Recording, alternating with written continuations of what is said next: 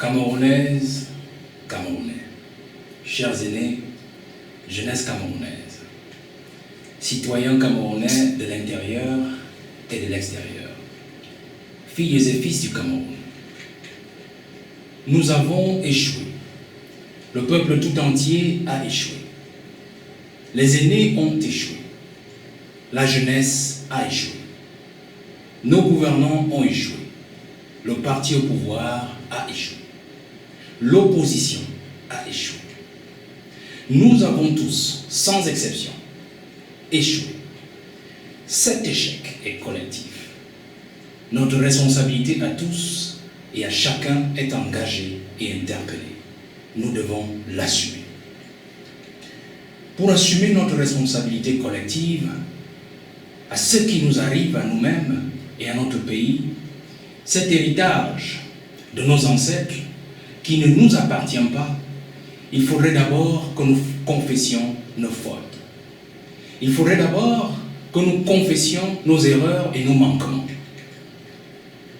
Ce n'est qu'après que nous pourrions envisager de regarder dans la même direction en toute union et sérénité.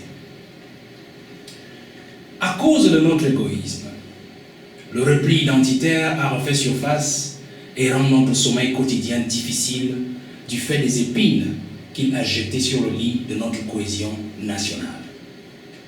À cause de notre narcissisme, nous avons oublié que le Cameroun n'est pas seulement nous, mais aussi les autres.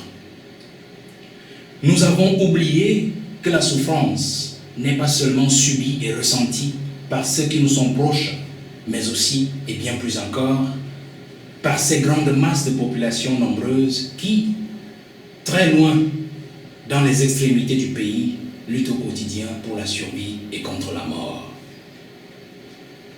À cause de notre orgueil, nous n'avons pas entendu ces cris de ces autres enfants du Cameroun profond. Ils nous demandaient seulement de l'eau pour rester en vie, des hôpitaux et des médicaments pour souffrir moins, des routes pour acheminer au commerce la sueur de leur front et des écoles pour changer leur destin à travers leur progéniture. À cause de notre arrogance, nous n'avons pas su tendre une oreille attentive à la colère, toujours plus sourde d'année en année, qui grondait depuis des décennies dans les seules 2 régions saxonnes qui complètent et singularisent la richesse et la diversité de notre mère patrie. À cause de notre démission collective, nous avons abandonné notre sort à celui de nos enfants entre les mains des dirigeants qui ont cru et pensé qu'ils avaient désormais droit de vie et de mort sur chacun d'entre nous. Par cette démission collective, nous avons régulièrement échangé nos libertés et troqué nos vies contre des faveurs alimentaires éphémères et circonstancielles qui d'ailleurs étaient acquises sur le fruit de notre labeur à tous. À cause de notre aveuglement, nous avons abandonné depuis 37 ans le pays à un seul homme qui lui-même est devenu otage de son propre système et de ses amis.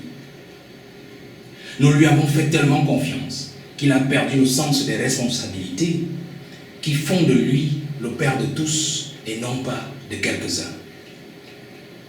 Nous lui avons tellement fait confiance qu'il est devenu Dieu pour ses protégés et bourreau pour le peuple, pour le reste du peuple. Nous lui avons tout donné, tellement donné qu'il a cru que même nos consciences lui étaient désormais acquises.